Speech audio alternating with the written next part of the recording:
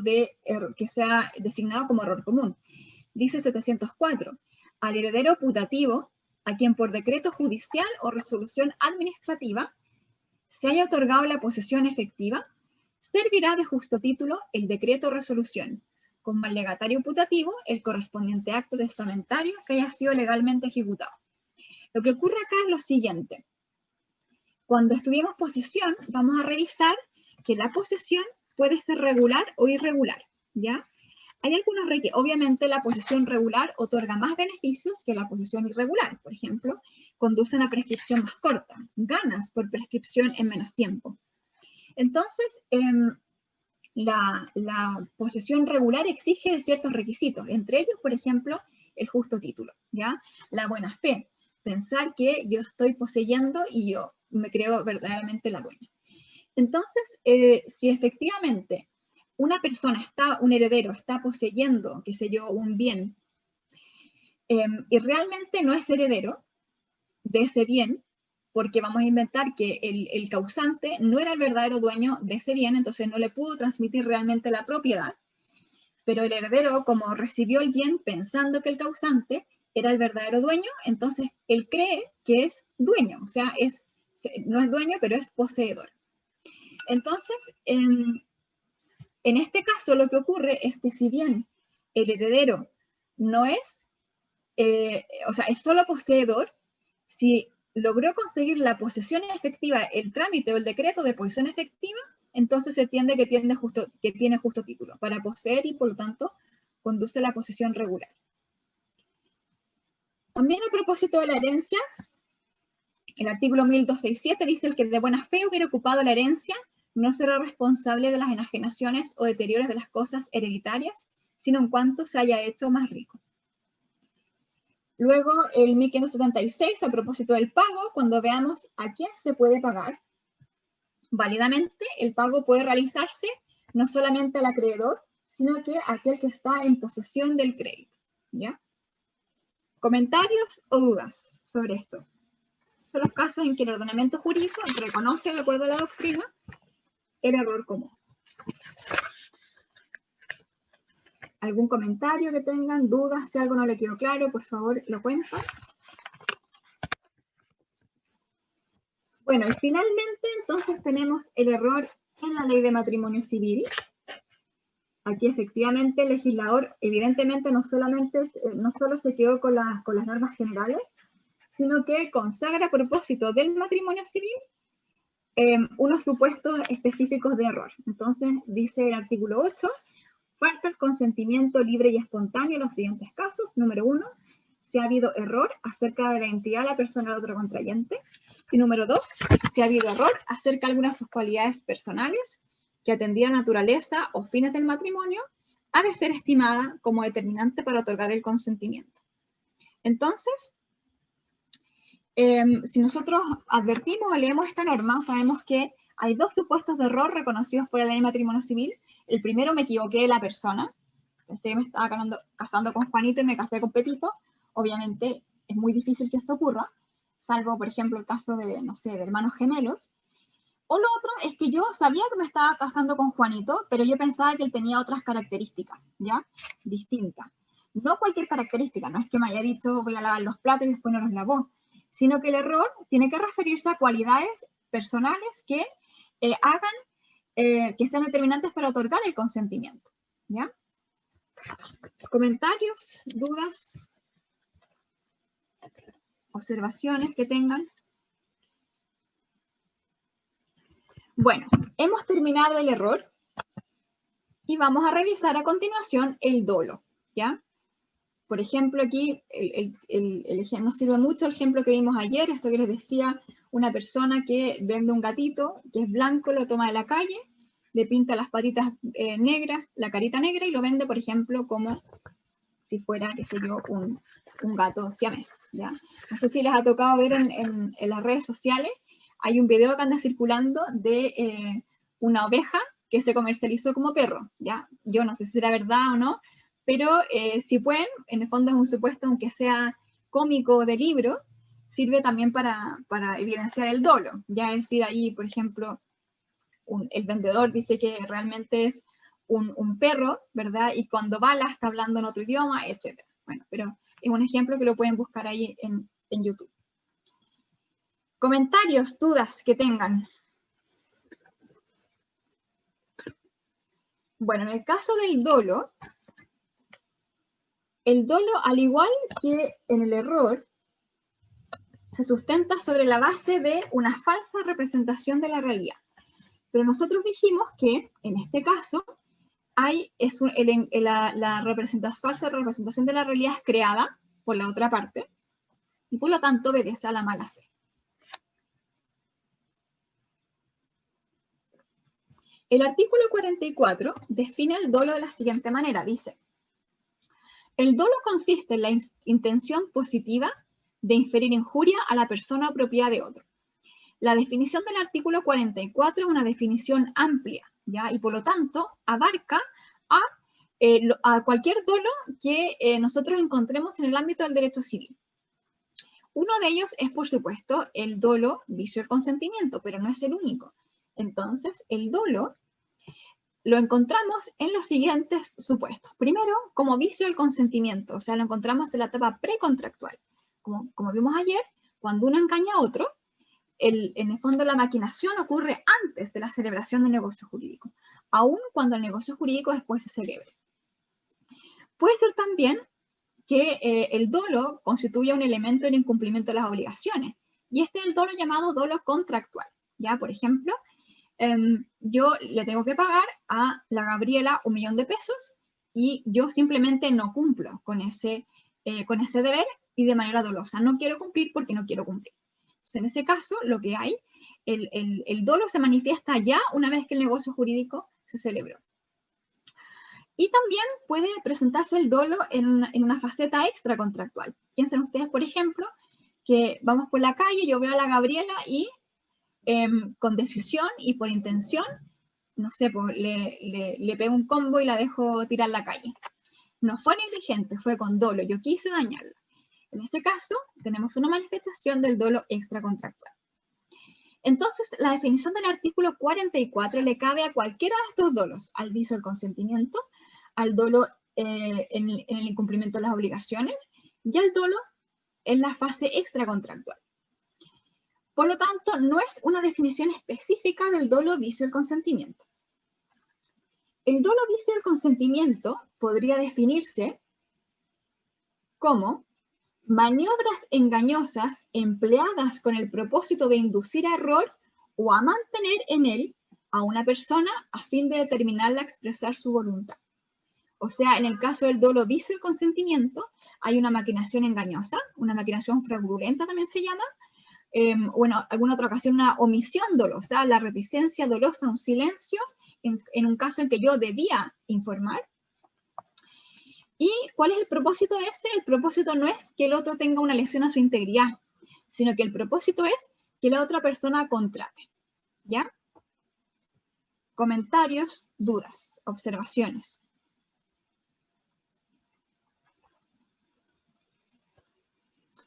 ¿Profe? Bueno, ¿sí? Es que no me quedó claro lo último que dijo. ¿Cuál? El último del dolo del vicio del consentimiento. Ya, mira, nosotros en el artículo 44 encontramos una definición de dolo, ¿ya? Pero esa definición de dolo, o sea, es verdad que le cabe al dolo vicio del consentimiento, pero le cabe también al dolo incumplimiento de obligaciones y al dolo fuente de delitos civiles, ¿ya? Entonces, una definición específica del dolo vicio del consentimiento sería una maquinación fraudulenta destinada a obtener el consentimiento de la otra parte. O sea, lo que busca este dolo no es, un dolo extracontractual, yo lo que busco es causarle un daño a otro. Por ejemplo, te pego un combo y te dejo sin un ojo, ¿ya? En este caso, el dolo vicio del consentimiento, en particular, lo que quiere es engañar al otro para que el otro consienta en celebrar el negocio jurídico. No sé si por ahí quedó más claro. Sí, ahí quedó claro. Gracias, profe. Ya, súper. ¿Algún otro comentario? Ya, entonces, ¿cómo se clasifica el dolo? Hay varias clasificaciones del dolo. Y vamos a ver que en algunos casos solo algunas son aceptadas en Chile para que vice el consentimiento. El dolo, en primer lugar, puede ser dolo bueno o malo. Esta es una distinción ya que viene de Roma y del derecho español antiguo. El dolo bueno, la verdad es que no tiene por objeto engañar, sino que lo que tiene por objeto, por ejemplo, es resaltar alguna característica de un bien o de alguna prestación. Entonces, aquí lo que hay es verdad que hay una exageración de ciertas cualidades, pero no llega al límite de querer dañar al otro, de querer engañar al otro. En cambio, el dolo malo, directamente hay una intención de engañar. Hay casos que vamos a revisar nosotros más adelante. Les traje algunos supuestos de publicidad en que uno dice, por ejemplo, no sé, si Red Bull dice la bebida que te hace volar, claramente ese no es un dolo malo, ¿cierto? Porque nadie razonablemente va a creer que nos van a salir alitas por tomar un Red Bull y vamos a salir volando, ¿verdad? Entonces, ese es un caso, y en la policía es muy importante poder tener en el fondo el criterio de distinguir cuando hay dolo malo y por lo tanto, por ejemplo, una policía engañosa o falsa directamente, o cuando simplemente una exageración publicitaria. Porque en la policía se permiten ciertas licencias, precisamente exageraciones, por ejemplo, hipérbole, por la naturaleza de la policía. Es decir, por ejemplo, que busca no solo informar, sino que busca inducir a la contratación. Esa es la característica de la policía. Pero claro, cuando conduce a un error, a una falsa representación de la realidad, en ese caso ya pasa a ser dolo malo y es sancionable. Por supuesto que esto debemos medirlo según la persona hacia quien va dirigida a la policía. Por ejemplo, no es lo mismo un producto que va dirigido, por ejemplo, a un niño, que suelen creerse más las cosas. Entonces, si le presento un auto volador, probablemente el niño se va a creer que el auto es volador, que un auto que se ofrece a una policía para adultos, en que probablemente nosotros no nos creamos que el auto va a salir volando. Pero esto, por supuesto, que va cambiando. Por ejemplo, probablemente en unos años más, cuando nos ofrezca un auto volador, bueno, el auto probablemente va a tener que volar porque la ciencia ya nos habrá acostumbrado a ello, y si es que eso no ocurre, entonces podrá incurrirse en un dolo malo. Por otra parte, el dolo puede ser positivo o negativo. Positivo, aquí hay una manifestación activa. Lo que hago, por ejemplo, es pintar las patitas del gatito negras, ¿ya? En cambio, en el dolo negativo lo que hay es un silencio. Está denominado reticencia dolosa. En este caso yo tenía que hablar y me quedé callada, ¿ya? ¿Conocen algún contrato en que una de las partes tenga que dar una información a la otra?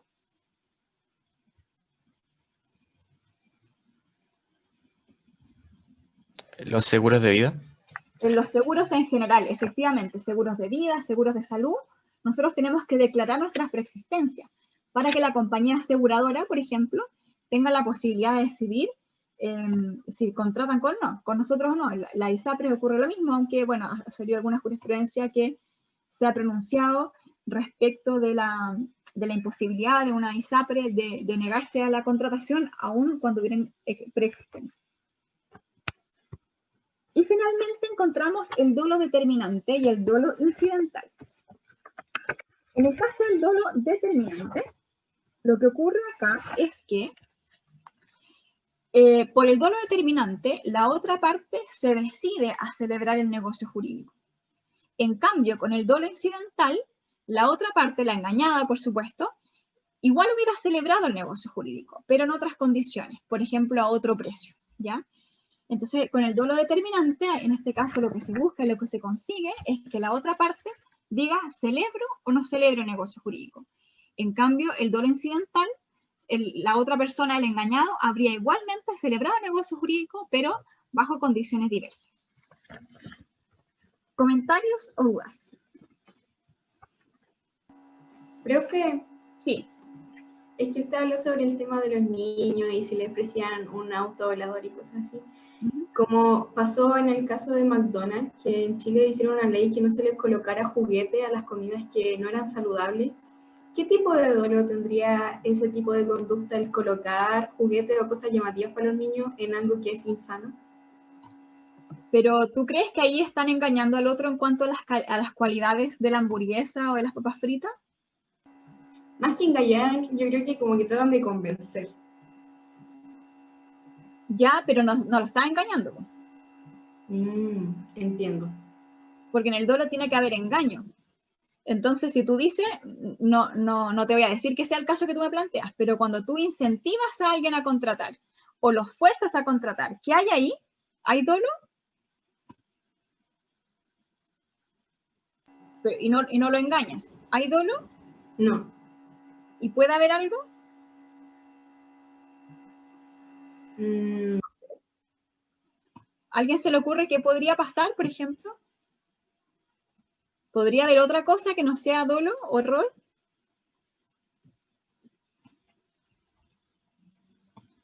A lo mejor podríamos plantearnos si es que hay una fuerza, por ejemplo. ¿Ya? Entonces, por ejemplo, en el caso del derecho de consumo, hay supuestos de prácticas agresivas que en determinados casos también pueden ser sancionables. O sea, cuando ya anulan la voluntad de la persona a quien va dirigida la publicidad, es un caso de publicidad agresiva, ¿ya?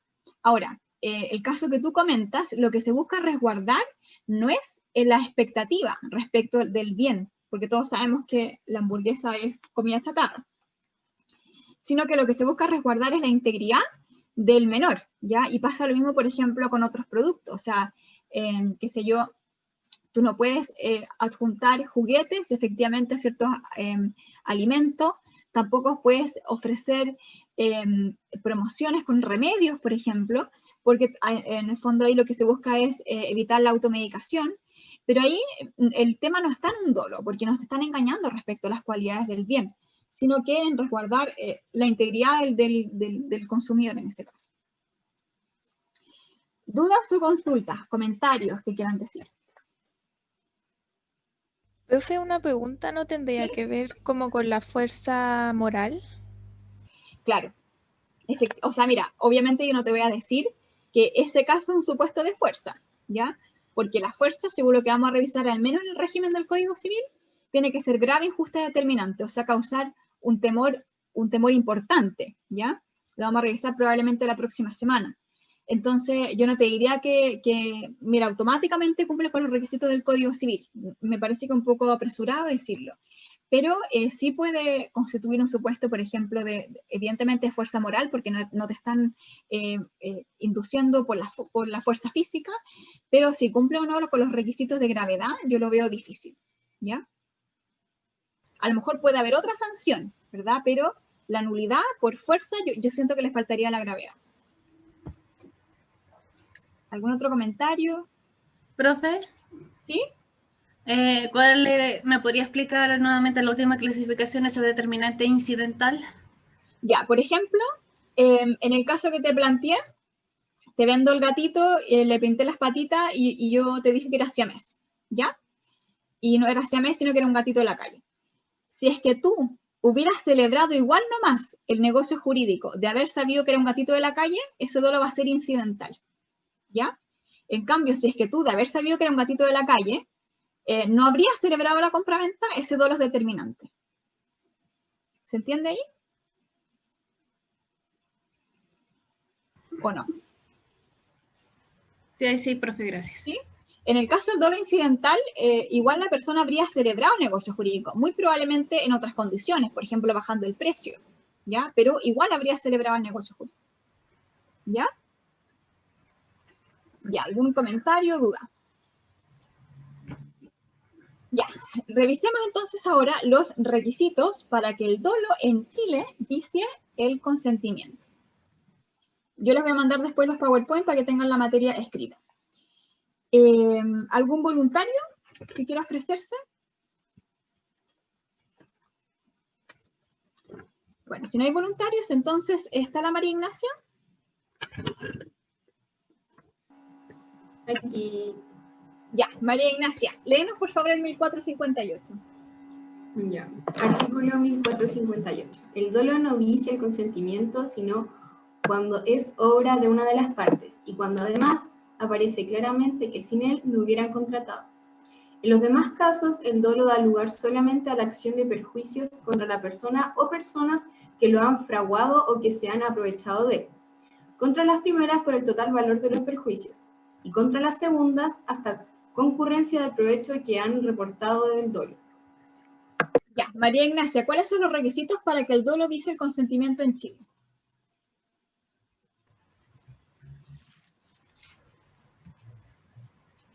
de acuerdo a 1458. Estoy pensando. Lo estoy pensando, pero espérame. Ya. ¿En cuál de los dos incisos te vas a concentrar?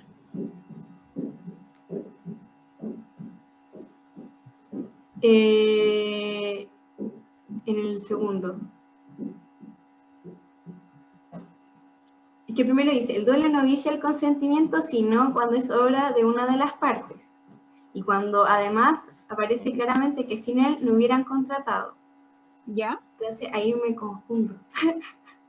Pero ahí, y después dice los demás casos. El dolo da lugar solamente a la acción de perjuicios contra la persona o personas que lo han fraguado o que se han aprovechado de él. Ya, pero el inciso primero, ¿qué es lo que está diciendo?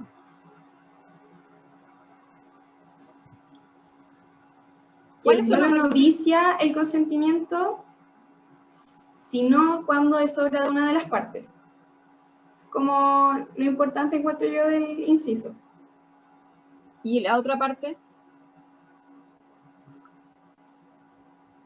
La otra parte es como el tema del determinante, que si la persona como hubiera sabido no hubiera celebrado el contrato. Exactamente. Mira, los requisitos están en el inciso primero. ¿Cuáles son los requisitos entonces para que el dolo vicie el consentimiento en Chile?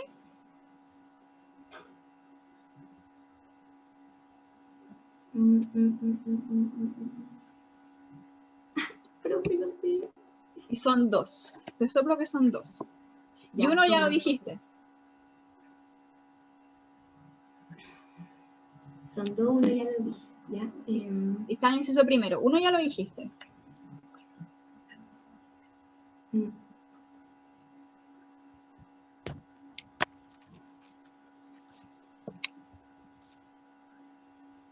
Entonces, profe, ¿me cuesta reconocerlo? ¿Alguien le puede ayudar a María Ignacia? Profesor, los requisitos son dos. Ya, ¿cuáles son? Que el dolo sea determinante y que sea por obra de una de las partes. Exactamente.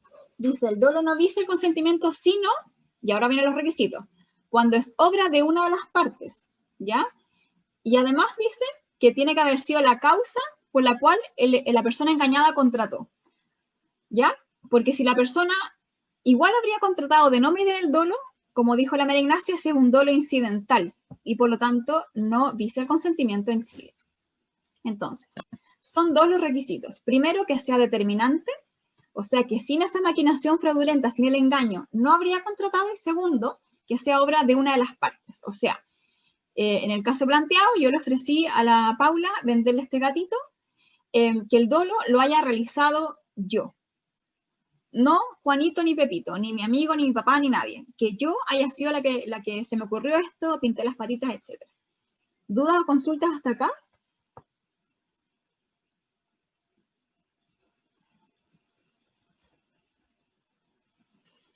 Ya, obviamente dentro del concepto de una de las partes encontramos, por supuesto, que la autoría, pero también, por ejemplo, si yo fui la que ideó la maquinación fraudulenta y mando a otro a pintar las patitas, por supuesto que yo soy autora también, ¿ya? Entonces ahí también yo soy autora intelectual y por lo tanto paso a ser parte de, o sea, se entiende igualmente que el dolo es obra de parte, ¿ya? El dolo del representante también se entiende que es dolo del representado. Ya. ¿Qué pasa cuando el dolo no es determinante o no es obra de una de las partes? O sea, por ejemplo, si es que la persona engañada igual habría celebrado el negocio jurídico aunque a un precio distinto, o bien la persona que realizó el dolo no es no es parte del contrato, sino que es un amigo que quiso beneficiarlo y la persona que es parte del contrato no tenía idea. ¿Qué pasa en ese caso? ¿Cuáles son los efectos entonces de ese dolo?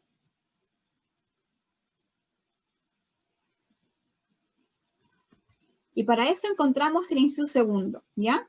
Es decir, el dolo, cuando cumple con los requisitos, es decir, es determinante y obra de parte, conduce a la nulidad relativa, cuando se cumple con los dos requisitos.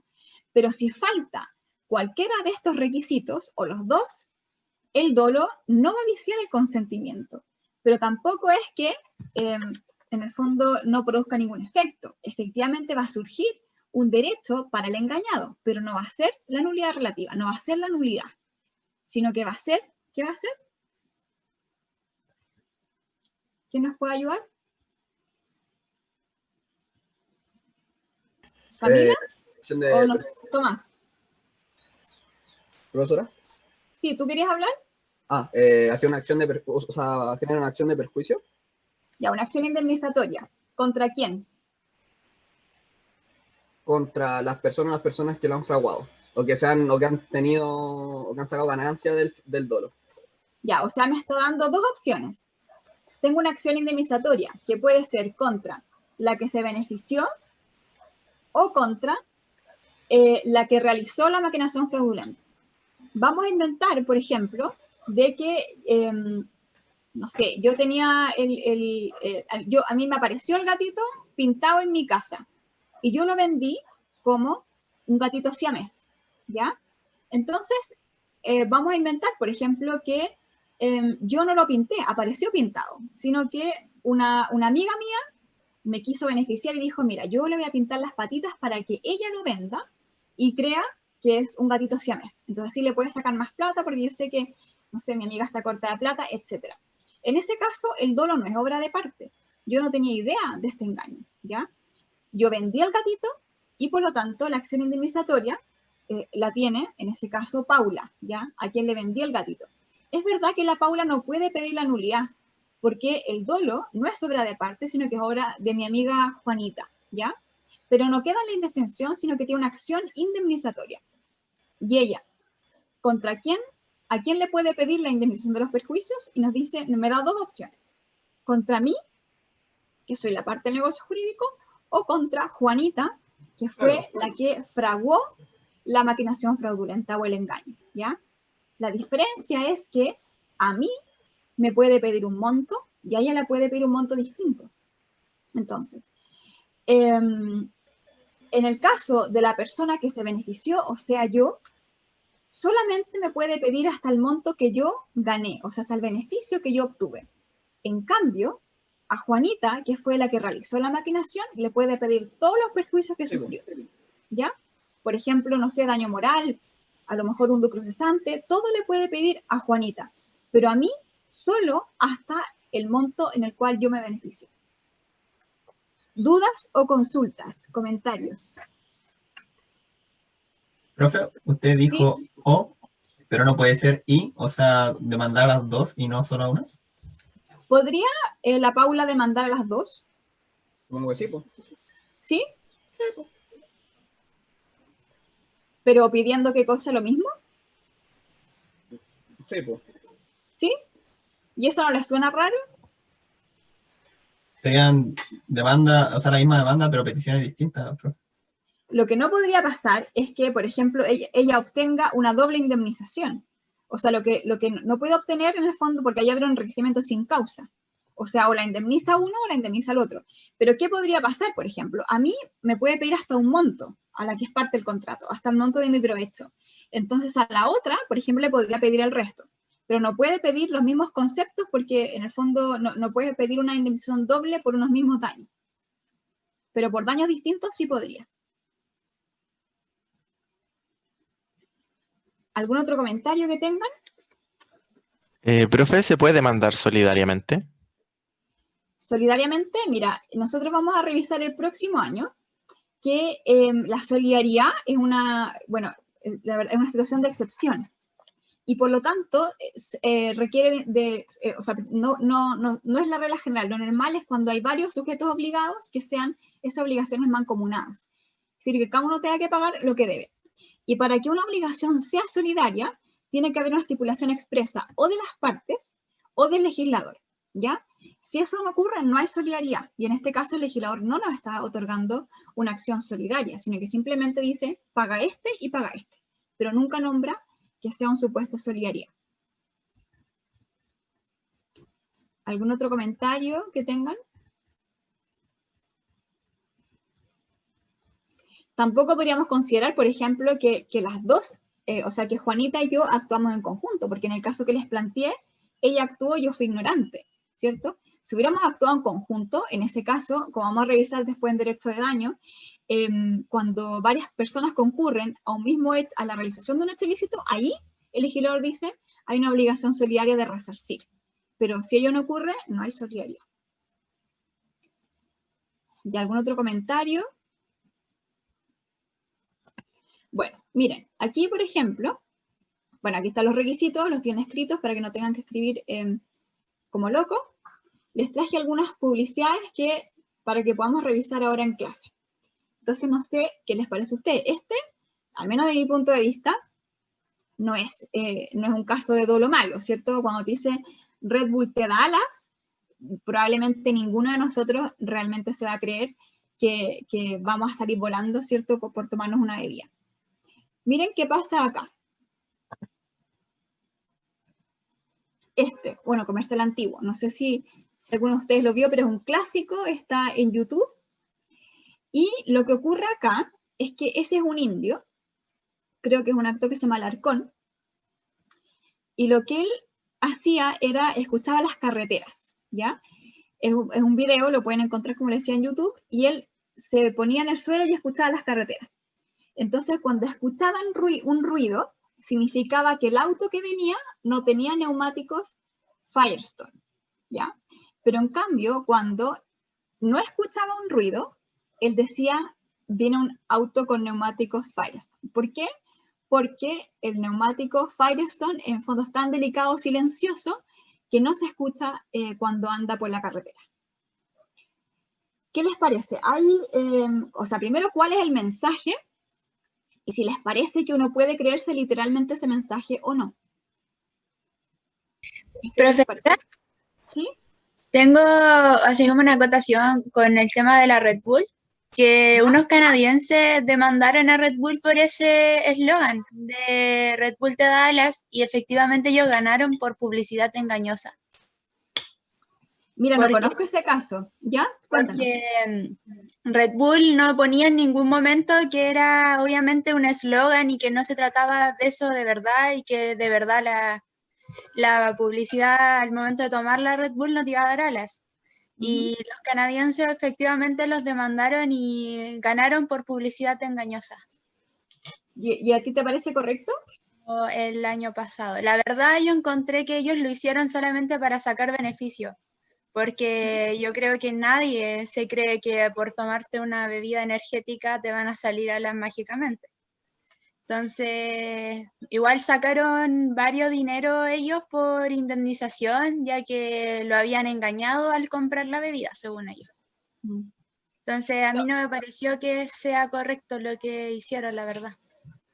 No conocía este caso, la verdad. Yo había conocido un caso que no sé si era verdad, pero era la noticia, que fue muy también como bullado, que era una persona que creo que compraba unos desodorantes Axe, que se supone que con esos desodorantes, de acuerdo a la policía, las mujeres te iban a llover, y este tipo decía, me he comprado 20 y me empapo todos los días de Axe y ni siquiera me miran, y demandó. Eso es la noticia que salió hace un tiempo atrás, no sé si lo vieron. Recuerden ustedes que en el fondo lo característico del dolo es que una falsa representación de la realidad, unida al engaño, obviamente, a la maquinación. Entonces, la pregunta es si es que este mensaje puede conducir a una falsa representación de la realidad o no. Entonces, yo concuerdo con lo que dice Camila. Para mí, nadie puede imaginar, ahora al menos, que por una bebida va a salir volando, creo yo. No creo que conduzca a un dolo malo, porque no creo que conduzca a una falsa representación de la realidad. O no sé si quieren comentar este caso o el otro. ¿Sí?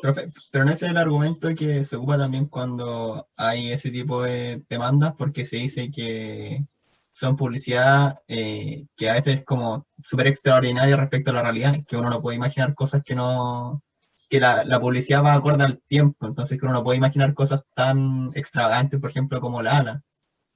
Por ejemplo, pasó el caso de Whiskas, que también los demandaron, pero por ejemplo, no se podía argumentar eso, ya que sí existía la posibilidad de que se hiciera un estudio de que 9 de cada 10 gatos prefirieran ese tipo de comida.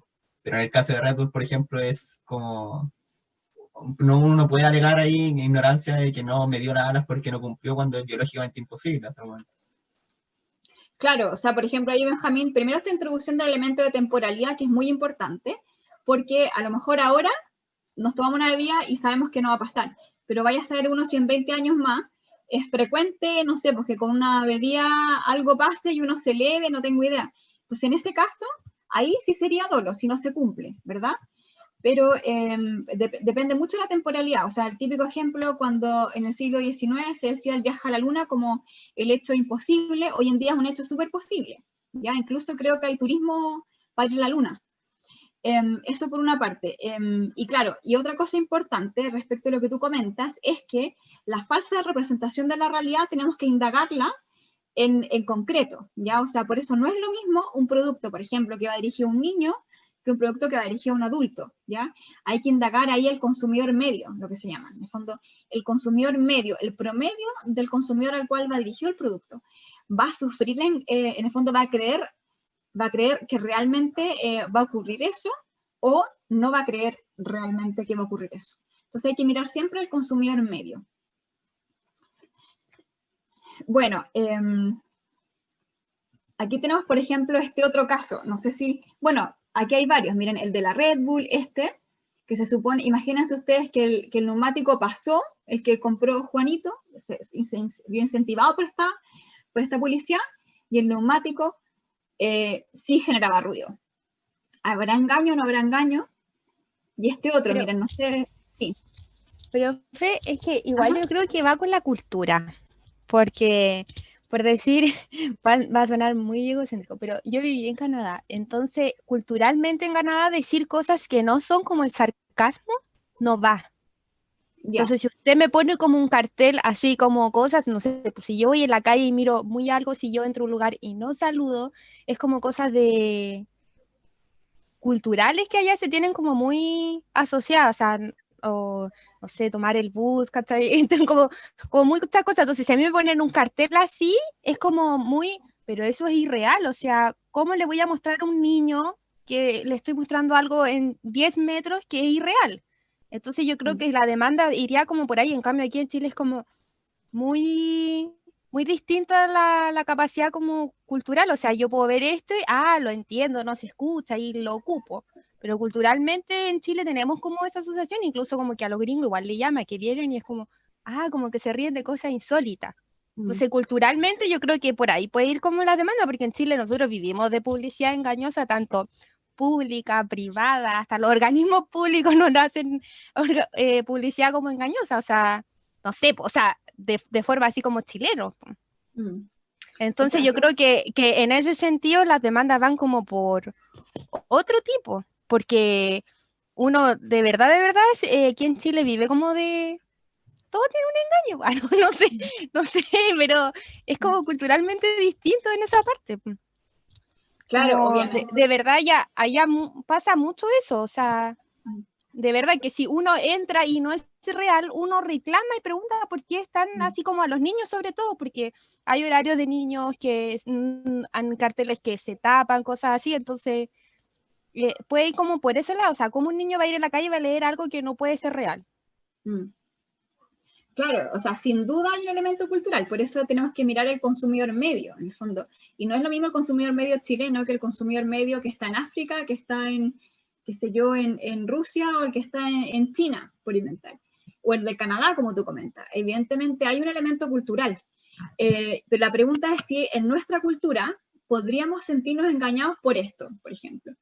Hay casos también famosos, por ejemplo, Pero, profe, si fuera por eso, culturalmente chilenos tenemos así, no sé, pues como que la AFP nos van a dar como un seguro de, no sé, de cuando estemos adultos mayores, que era como el Mercedes-Benz, como se hablaba, y es totalmente engañoso y algo público y privado. Entonces, culturalmente, de verdad, nosotros no creemos la publicidad engañosa, pues. Como claro, y avalado por todos, pues. No, pero es que pero ahí, por ejemplo, una vez que o sea, el sentimiento que tengo yo es que el consumidor cada vez está más empoderado en Chile. No es lo mismo que pasaba hace 10 años atrás. Y además, aquí no es que uno diga, porque hay mucha publicidad engañosa, lo vamos a aceptar. Al contrario. Lo que tenemos que indagar... ahora recién, por lo mismo que las universidades. O sea, ayer teníamos un ramo lo mismo. O sea, se hablaba de que las universidades todos saben que es un bien, pero se hizo mucha publicidad engañosa, se hizo estudiar a mucha gente que no tenía campo, que después sus carreras no daban. Entonces, en el fondo, yo creo que ahora, o sea, nosotros, a lo mejor esta generación lo entiende así, pero la generación antigua lo veía como a lo mejor el dolo era más frecuente de lo que nosotros creíamos. Eso sí, o sea, bueno, también tienes que considerar que la población en general chilena ahora está mucho más capacitada que antes, o sea, ya imagínate tú, o sea, los niveles culturales son totalmente distintos de lo que hay ahora, de lo que habían hace 10 o 20 años atrás. O sea, en el caso, por ejemplo, de la Ley de Protección es del año 97. Entonces, indudablemente hemos avanzado en conocimiento. Por supuesto que la Internet ayuda mucho con todas las desventajas que tiene, pero también ayuda muchísimo. Y lo que tenemos que indagar no es si ocurre mucha publicidad o no, sino que si es que el mensaje puede inducir a que alguien se lo crea o no. Eso es lo que tenemos que indagar. Y hay también barreras, por ejemplo, si nosotros pensamos, por ejemplo, que llega a Chile gente que habla otro idioma, entonces a lo mejor esa persona va a estar más susceptible a ser engañada o a no ver las limitaciones, por ejemplo, la publicidad, ¿no se han visto las limitaciones? Eso tiene que tener una regulación también, no es que te ofrezcan un tremendo producto y abajo una lista de 40 restricciones o limitaciones. Tiene que ser en un tamaño de letra que la gente mirando el soporte publicitario no se engañe, ¿te fijas? Pero una persona que a lo mejor no sabe español puede estar más susceptible a ser engañada que una persona que hable español, ¿cierto? Entonces hay un tema cultural sin duda, pero la pregunta que nos tenemos que hacer es si es que estos mensajes dan lugar a un dolo o no. O sea, a mí me vendieron BTR, banda ancha, todo dar y se me cae seguido. Ese es mi claro, principal como publicidad engañosa. Y yo creo que en general los productos en Chile, uno, no sé cómo será el tema del CERNAC al consumidor, pero uno constantemente está reclamando por distintos, o sea, o no sé, publicidad que uno ve y después cuando llega es como, what? Como esto no funciona, esto no... No sé si se entiende. Sí, recuerden también que según lo que vimos ayer, o sea, si a ti no te cumplen con tu velocidad, directamente hay un incumplimiento contractual. Como lo que vimos en la mañana, ahí tenemos no solamente, por ejemplo, una acción de viso de consentimiento, además de las acciones derivadas de la ley de protección, sino que además hay un incumplimiento de contrato, ¿te fijas? Y si ustedes recuerdan, ¿por qué es importante ver esta parte precontractual? Porque todo lo que dice la publicidad, que sea de carácter objetivo y que sea creíble, por eso recuerden la razonable expectativa, se entiende incorporado al contrato, y si no se cumple, hay además un incumplimiento contractual.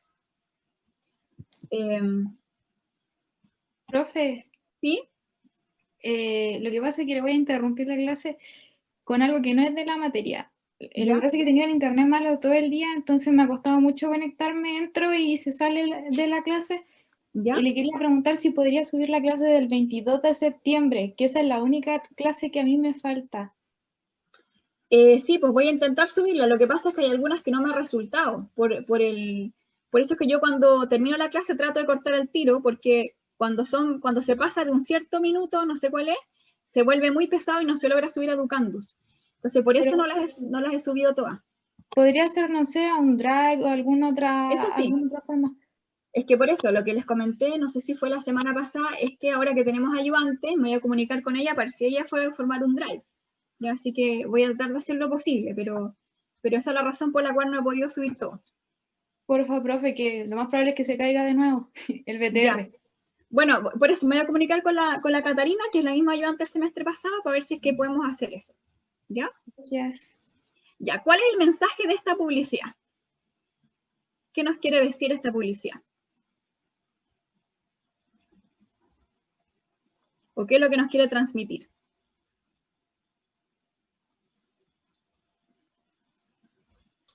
Que la bebida es más liviana que el aire. Claro, que es tan liviana, ¿verdad? Que es más liviana que el aire. ¿Podremos creer eso razonablemente? Y aquí pueden decir lo que quieran, la verdad, da para cualquier cosa.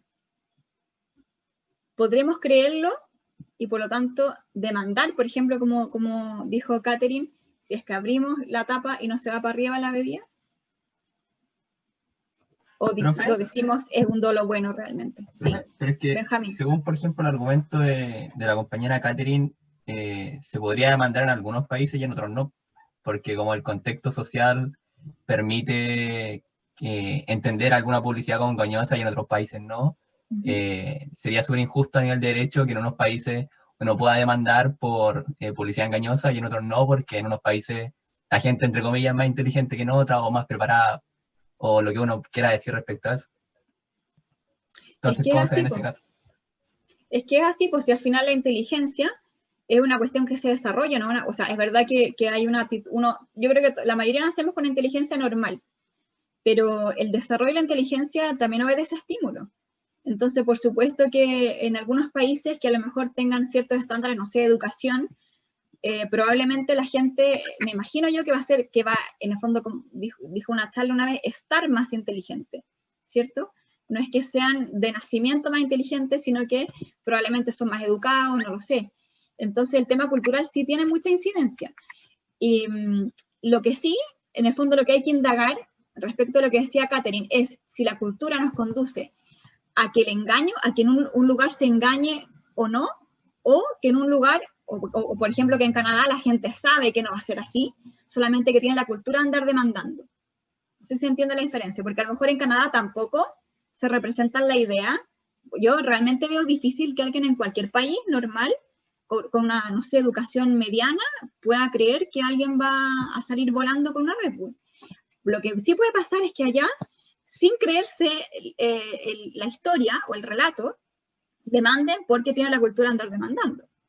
Pero a mí es difícil. Es que más que la cultura de andar demandando, allá se protege muchas cosas del niño. Tiene como un estándar de protección al niño en muchas cosas. Por decir, si usted va a lugares que dicen que no se puede andar con niños, no puede andar con niños, y barrio así. ¿Me entiende? Si pasa el bus y usted se antepone del bus, hay horarios que usted no puede poner el auto donde está el bus de los niños porque puede provocar un accidente y se va con niños. Entonces, hay carteles que lugares que donde van niños comúnmente, o no sé, al supermercado, que usted ve cosas, no se pueden poner derechamente, que le parece a uno extraño, pero de verdad es así. Yo como chilena lo encontraba súper fome, porque uno está acostumbrado a ser más desordenado, ¿me entiendes? Por decir, yo tenía a mi prima que estaba enferma, vamos al supermercado, hay horarios que el niño no puede ir al supermercado porque se entiende que está en el colegio, o si usted lo ven, llama a la protección del menor y así, ¿me entiende? Entonces, no sé si lo hicieron por sacar dinero, pero sí se puede ser porque hay muchos lugares que niños van a comprar o frecuentan y ven cosas que son falsas. Entonces, no les pueden crear como esa imagen. Yo lo veía así, o sea, a mí me daba risa porque yo una vez decía como, mi prima no había ido al colegio y le decía como, por favor, vamos al súper, acompáñame a comprar el Tim Hortons, cosas así, tan básicas que para uno así cuando nos falta el colegio se va al mall, un ejemplo, no se puede ir porque el riesgo es grande, o sea, llega protección, a uno la demanda, le pasan una multa, van a hacer investigación, cosas que a lo mejor para nosotros son poco comunes, pero allá es muy real y en el fondo si uno la analiza como buen ciudadano estarían bien. Pero uno que es chileno y hace la cimarra y falta clase, lo encontraba así como, súper fome, ¿me entiendes? Pero no sé de verdad el fondo de la demanda, pero sí sé que hay muchas cosas así. Y yo decía, pero ¿por qué lo ponen si es como obvio? Y no, pues no era obvio. Entonces, como culturalmente había cosas así como muy extra, pero como chilena prefiero vivir en Chile. Claro, pero quizá en ese caso, pues tú lo que se intenta resguardar o sancionar no es la expectativa del consumidor, porque nadie se lo va a creer. A lo mejor lo que quieren resguardar es otra cosa, por ejemplo, el cumplimiento de reglas. Creo yo, pero me parece a mí que se forme un dolo. Yo creo que no, lo veo súper difícil. No creo que alguien pueda realmente creerse esa cuestión. Otra cosa distinta es que el objetivo de la acción sea distinto. No, en el fondo, decir realmente hubo un engaño, sino que, por ejemplo, pedir que se respete tal estándar porque puede estar expuesto a un niño, por ejemplo, y el niño sí se lo puede creer. Por eso, como hablamos, es distinto cada producto. ¿No? La publicidad no se hace el juicio de publicidad igual, sino que depende de cada producto. No sé si alguien quiere comentar otra cosa. Profe, yo creo que más que nada, o sea, entiendo lo que dice mi compañera Katy, pero yo creo que hay que preocuparse cuando el daño es mayor. Por ejemplo, que el niño, no sé, vea una película, por ejemplo, no es que las películas tienen ciertos grados de edad, mayores de 14 y cosas así. Ya, y un niño muy chico vea, no sé, un superhéroe y se tire de las escaleras para abajo y eso le provoca un daño, o el mismo Red Bull te da alas y porque crea eso, como que el niño haga una acción que pueda generarle un daño mayor. Pero yo creo que si demandamos por algo así, sin haber un daño físico, ya abusar del derecho. Eso creo yo. Mira, más que el daño, yo tengo otra razón, o sea, efectivamente es distinto cuando el producto va dirigido a un niño o va dirigido a un adulto. Usualmente la Red Bull no va dirigida a niños, sino que en general, de hecho, no deberían tomarla a los niños, sino que debería ir dirigida a un adulto. Pero sí, por ejemplo, es muy distinto, o sea, si el niño, esto todo desde la teoría por si acaso, no tenemos reglas así como taxativas, pero desde la teoría, cuando un menor se encuentra expuesto naturalmente y muchas veces a un producto, el estándar de seguridad es distinto, ¿ya? Entonces, no sé si ustedes se acuerdan, hace años atrás igual, no es un tema de publicidad engañosa, pero sí es un tema de integridad, como lo que comenta María Ignacia. Habían como unos monitos que venían en la publicidad de un producto, se llaman los crescencios, que tú los echabas al agua y el crescencio crecía, ¿ya? Entonces se demandó a la empresa, no me acuerdo el nombre de la empresa, por un incumplimiento del deber de seguridad, porque precisamente, como era dirigido a niños, el riesgo que se produce, ¿cuál es? Por razones obvias. ¿Que se lo podía comer? Que se lo come y después, ¿qué hace? Se ahoga. Se toma el vaso de agua, ¿verdad? El riesgo que el niño, así como lo ves, dicen crescencio y tú le echas al agua y crece, obviamente el niño lo traga, se toma el vaso de agua y ahí se asfixió. Entonces sí, el estándar de seguridad es muy distinto en uno y otro caso. Bueno, no sé si les parece que puede conducir a engaño, me parece que no, personalmente. Aquí, otro caso, por ejemplo, ya nos quedan un par de minutitos. No sé qué les parece, ¿podrá conducir a un engaño?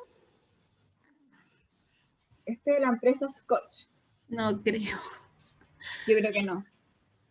Creo yo que no. No creo que alcance a ser dolo bueno, o sea, dolo malo. Si les parece que puede conducir a un engaño, como que este champú o bálsamo es tan suave que incluso un león lo deja así con un brushing como de peluquería. Aquí tenemos otro ejemplo. Fíjense ustedes, acá el mensaje es que el cemento es tan bueno que incluso andando esta cuestión queda seco al tiro y se construye poco menos que el puente automáticamente. Aquí, fue un caso real, chileno, que de hecho se demandó en Chile. Lo que ocurría acá, y ahí no sé, les pregunto si realmente creen ustedes que puede conducir a un error o engaño. Si ustedes se fijan, estas zapatillas son curvas, ¿ya? Entonces el ofrecimiento de la publicidad radicaba en que si tú hacías gimnasia con estas zapatillas, quemabas más calorías que con otras zapatillas. Y la explicación era que cuando era curva, tú tienes que estar como estabilizándote. Y por lo tanto, por eso estabilizarte, quemas más calorías. No se pudo comprobar a ciencia cierta de que eso ocurría y se demandó efectivamente por publicidad engañosa. Eso, no sé qué les parece a ustedes. A mí este caso me parece que puede ser creíble. O sea, si aparecen estas personas ahí, yo me lo habría creído por lo menos, no sé ustedes. Profe, ¿y cuál fue el resultado del fallo? Perdió la empresa. ¿Perdió la empresa? Sí, perdió la empresa. O sea, sí. En el fondo, como que uno perdía peso porque estaba constantemente estabilizándose, una cosa así. Claro, como son curvas, la parte de abajo, si te fijas, y las otras normales son planas. Entonces, como son curvas, tú al hacer ejercicio tienes que estabilizarte, hacer esfuerzo por estabilizarte. Y eso quemaría más calorías. ¿Te fijas?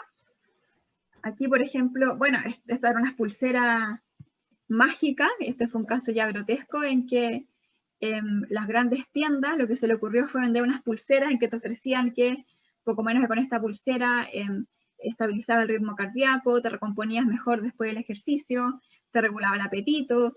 Entonces, lo vendieron las 3 cadenas, o sea, las 3 tiendas de retail. Marco Sarón, un tipo que era como fisicoculturista y como que creo que su actor en algún momento también comercializó esta cuestión. Y de repente se destapó la olla y se supo que no producía ninguno de estos efectos, no eran comprobables. Entonces se bajaron todas y se demandaron a las 3 grandes tiendas por separado. Aquí, no sé qué les parece si podrá conducir a un error o engaño, y ahí estaríamos. Son los casos que les traje, hay muchísimos más, no sé si alguien quiere comentar algo. ¿Profe? ¿Sí? Tengo una duda, es que si bien hay comerciales que están destinados para los niños, así como juguetes y ese tipo de cosas, también hay comerciales que pueden ser relevantes para ellos, por así decirlo, llaman la atención. Es que me acordé de un caso de una vez que, bueno, antes estaban, bueno, todavía están estos desodorantes Glade, que en el comercial se veía de que al presionar el botón salían como flores. Ya. Haciendo referencia a que el olor era muy rico y todo eso. Y ocurrió que una niña se encerró en el baño y estuvo presionando como no sé cuánto rato el desodorante para ver las flores y se intoxicó. Y claro, si bien no era un comercial que estaba destinado para ella, de todas formas le llamó la atención. ¿Y qué ocurría en ese caso? Bueno, ahí, o sea, ahí lo que nos está planteando Daniela es un caso en que es muy interesante porque tenemos que indagar, esto no es un curso de consumidor, lamentablemente porque sería muy entretenido, bueno, igual esperemos que les sea entretenido el derecho civil, pero en derecho de consumo se distinguen varios supuestos de consumidor, ¿ya? Uno es el consumidor material y otro el consumidor jurídico. El consumidor jurídico es el que compró el bien, ¿ya? Y el consumidor material es el que lo utiliza. Entonces, la seguridad en el consumo y la expectativa se mira en relación al consumidor material, ¿ya? Por ejemplo, en lo que estaba pensando, si es un juguete, no es la expectativa del adulto, sino que es la expectativa del niño, ¿ya? Entonces, primero el consumidor jurídico en este caso es la mamá, probablemente la que compró. ¿Y quién es el consumidor material? El niño. ¿O la mamá? Profesora, ahí también es la mamá la consumidora material. Pero pueden ser los dos, ¿no? Pero es que esos aerosoles tienen una cantidad de edad. Profesora, respecto a eso, los desodorantes, por ejemplo, vienen con advertencias. ¿Ya? Que respecto a eso, por ejemplo, el consumidor material y el jurídico, según yo, puede y debe ser la mamá, porque los desodorantes ambientales vienen con advertencias que dicen no dejar al alcance de los niños, de hecho. Sí, ¿alguien más quiere decir algo? Pero es que si fuera por eso, muchas cosas deberían, pero no son. Es que el caso es que vendría siendo el adulto responsable, porque atrás salen las indicaciones. Entonces, no podría por qué demandar a la empresa si supone que las indicaciones salen atrás, que no puede estar al alcance de los niños, o tiene que ser para mayores de 10 años, una cosa así. Se supone que tienen desarrollada cierta lógica para no caer en ese tipo de situaciones. O sea, yo creo que indudablemente la mamá sí es consumidora material, ¿ya? Y es la que supone que la utiliza. Podemos nosotros además preguntarnos si la niña además es consumidora material. Como bien decía Benjamín, los productos que son de carácter peligroso, no defectuoso, sino que peligroso, se pueden comercializar pero con instrucciones. Por ejemplo, el aerosol, el insecticida, los medicamentos, etcétera, etcétera, etcétera, ¿ya? Entonces, y si no lleva la advertencia o la información o la instrucción, el producto se transforma en defectuoso por un defecto de información, ¿ya? Ahora, en este caso el aerosol probablemente tenía su advertencia, no dejar al alcance de los niños. ¿Qué podemos indagar? Esto ya desde la seguridad más que del todo, la verdad. Primero, si es que el mensaje era idóneo y era eficaz. ¿Cómo estaba establecido el mensaje? Porque, por ejemplo, y hay que hacer un juicio de la advertencia. ¿Estaba destacado o estaba chiquitito? ¿Lo podía leer un consumidor medio de estos como cuestiones aromatizadores? ¿O no? ¿Ya era eficaz o te dio una chorrera de instrucciones y por lo tanto no destacaron lo realmente relevante? Porque estamos de acuerdo en que es tan grave no informar como informar en exceso, porque si a nosotros vamos a comprar un libro, una taza y nos dan un libro de instrucciones, nadie lo va a leer. Entonces hay que indagar si el mensaje estaba correctamente establecido, el mensaje de seguridad. Pero también es cierto que en algunos productos, y acá yo tengo mis dudas, la verdad, no solamente hay que indagar o considerar consumidor material al que hace funcionar el producto, sino que también al que está en directa relación con él con frecuencia. Por ejemplo, un caso que ocurrió fuera de Chile, eran los casos de los coches paraguas que eran los coches paraguas son unos coches que tú los cierras, los pliegas y te lo cuelgas al hombro, por eso se llaman coches paraguas, ya cuando el niño quiere caminar. Entonces lo que ocurría acá era que había una partida de coches paraguas que cuando se cerraban mal, laceraban los dedos. O sea, si se cerraba bien, ningún problema. Pero si es que se cerraba mal, laceraba los dedos. El adulto lo cerraba bien, ¿ya? Y por lo tanto no había ningún tipo de problema de seguridad cuando lo utilizaba el adulto. Y el consumidor material, bueno, era el adulto, pero se llegó a la conclusión de que el niño estaba tan familiarizado con estos coches, porque lo utilizaba siempre, era muy cercano, y qué sé yo, además era de colores vivos, por ejemplo, que él también, en el fondo la seguridad también tenía que indagarse en relación a él, porque al niño sí que se le cortaban las yemas a los dedos. ¿Por qué? Porque él estaba en constante contacto con el producto. Entonces, lo utilizaba, lo manipulaba, ¡pum!, se le salían las yemas a los dedos. Y también, por ejemplo, es verdad que un detergente para loza a lo mejor no es un producto para niños, ¿cierto? Y a nadie se le ocurriría, por ejemplo, tomarse un trago de lavaloza, ¿cierto? Un shot de Quicks, nadie haría eso. Pero a lo mejor si el lavaloza viene en color de la Coca-Cola y trae afuera unos conejitos y una florcita, el niño a lo mejor puede creer que es algo para tomar.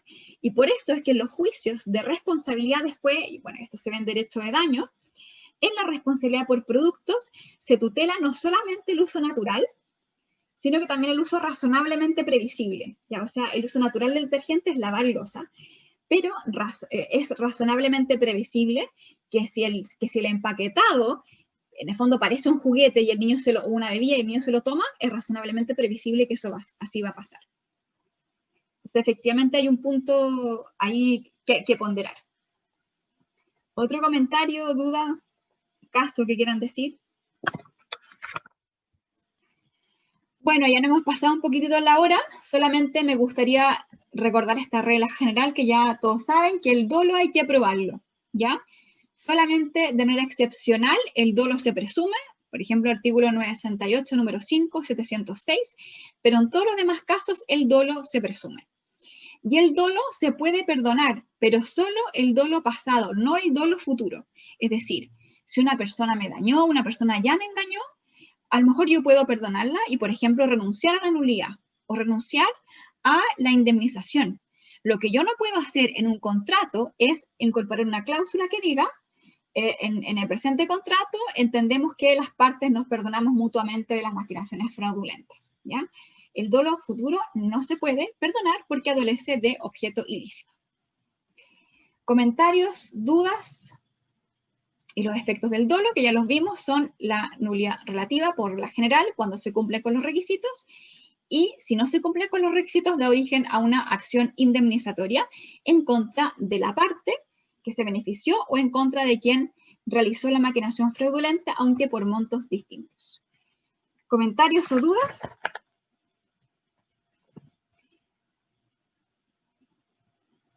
Bueno, les cuento que ya les subí la guía de actos jurídicos hasta aviso de consentimiento. Entonces, por favor, para que lo puedan revisar, se los recomiendo que lo revisen. Ay, no sé por qué me aparecen unas notificaciones. Para que lo revisen, para que les pueda ir súper bien en la prueba. ¿Ya? ¿Profe? ¿Sí? Bueno, algo respecto de los casos que hicimos. ¿Ya? Ya, no sé cómo habrán estado las evaluaciones en general, pero en los casos de la semana pasada. Sí. ¿Les pareció difícil? O sea, por lo menos a mí me pareció difícil. No tuve rojo, pero me pareció difícil. Ya. Bueno, la idea es que ustedes se ejerciten. No sé en general cómo estuvo. Esa es la idea de los casos. Recuerden que se borra el peor, ¿cierto? Pero la idea es que, en el fondo, que cada uno tenga que pensar antes de responder. Es que uno se tiende, hay como muchos contratos, porque había unos que, usted el esquema que puso salen como los nombres, ¿cierto? ¿Ya? Pero como que había muchas preguntas de cuándo ¿cómo se llama esto? Se hacía, pero como que se perfeccionaba, ¿cierto? ¿Ya? No sé si la palabra es correcta, sí, pero... se perfecciona. Ya, entonces ahí uno como que en la esquema no ve como... no sé, si habrá que tener una tablita, algo como que ir poniendo cómo se van perfeccionando, porque de verdad como que yo creo que ese fue el error más recurrente. O sea, por lo menos yo los que revisé, a mí ¿cómo se perfecciona? Ah, con el consentimiento, no, se llegaba a acuerdo en el canon, otro decía. Entonces, o sea, a ver, lo normal, si nadie dice nada, lo normal es que los contratos sean todos consensuales. Y por lo tanto es súper fácil, se perfecciona con el consentimiento de las partes, cuando se forma el consentimiento. Y excepcionalmente los contratos solemnes se perfecciona con la solemnidad, o en los contratos reales con la entrega a la cosa, pero si no se dice nada, se perfecciona siempre con el consentimiento. Profe, yo al menos no tuve ningún problema con el control. De hecho, me equivoqué en una, pero fue porque lo leí mal y lo contesté a la rápida. Una pura pregunta. Buenísimo. Y lo que me ayudó harto con ese tema que dijo la compañera es que yo me hice un mapa conceptual, porque como la materia estaba en como 20 hojas, yo junté, por ejemplo, clasifiqué el acto jurídico, puse las clasificaciones, después me hice como otra tablita que decía así como los consensuales, tanto, los reales, tanto. Entonces, como era tanto, lo resumí en una pura hoja, en una pura plana, todo, y ahí, de maravilla. Eso es súper bueno. Yo en la Universidad Civil lo estudiaba siempre con mapas conceptuales, es lo mejor. Sí, por ejemplo, los contratos reales y los solemnes están taxativamente enumerados en la ley. Los consensuales uno puede poner ejemplos, pero las partes pueden inventar si quieren contrato, ¿cierto? Porque para que en el fondo la solemnidad tiene que estar establecida por la ley, bueno, o por la convención, según vamos a ver después. Los contratos reales son siempre casos excepcionales. Lo normal es que sean consensuales. Sí, los ejemplos igual sirvieron harto. Por los ejemplos que en la clase yo los voy anotando todos, así, tal cual usted los dice. Y ahí... Los ejemplos de las guías yo les recomiendo de verdad que los hagan, porque sobre todo partir por las preguntas de aplicación. Porque de verdad, o sea, además que usualmente voy juntando las pruebas anteriores, entonces les va sirviendo y creo que ahí uno ve realmente si es que uno está aplicando bien la materia o no. Entonces, les recomiendo encarecidamente que puedan desarrollar las guías de trabajo, les va a servir muchísimo. Eso, no sé si alguien quiere agregar algo más. Profe, pero en general va a ser de la misma fórmula los otros casos. En general, no sé negocio jurídico es como para tener una idea de cómo ir respondiendo, porque igual es un sistema difícil, o sea, todo por internet, todo online, entonces como que uno no se hace la idea de cómo, a veces cómo vas, a ver, ¿a qué quiere llegar la pregunta? ¿Me entiende? La formulación en el fondo. Entonces, por eso yo le hice que a lo mejor era más difícil. O sea, yo no tengo rojo, me fue entre comillas, sí. Pero igual dentro de todo de la hora se me hizo difícil en el momento de que es mucho detalle, entonces como en un año distinto, a lo mejor yo creo que puede ser ahí, o sea, todos tenemos capacidad de aprendizaje distinto.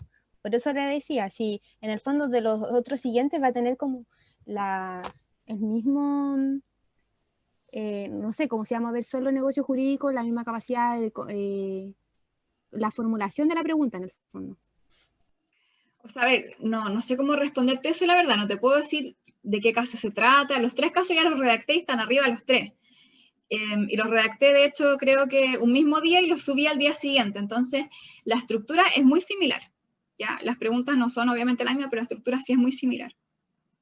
Claro, por eso, porque así si tenemos una estructura como de formulación, podemos entender ya a qué quiere llegar las preguntas, porque también eso es un tema. Había palabras que, como delante usted le decía, la repetición, que es repetir, pedirlo, que a veces uno la entiende cotidianamente de otra forma y civilmente se entiende.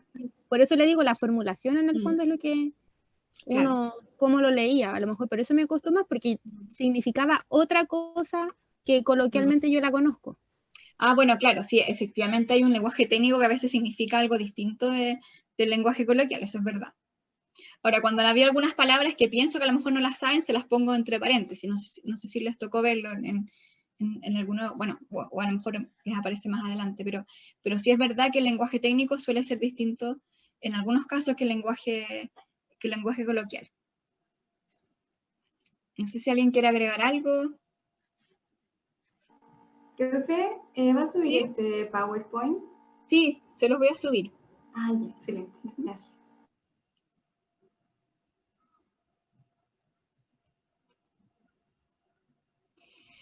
Ya, entonces quedamos hasta acá.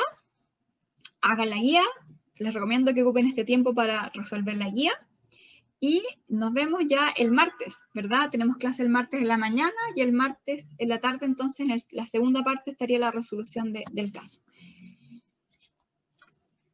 Así que eso. Que les vaya muy bien, aprovechen de resolver la guía y recuerden que el caso se puede hacer con el código abierto.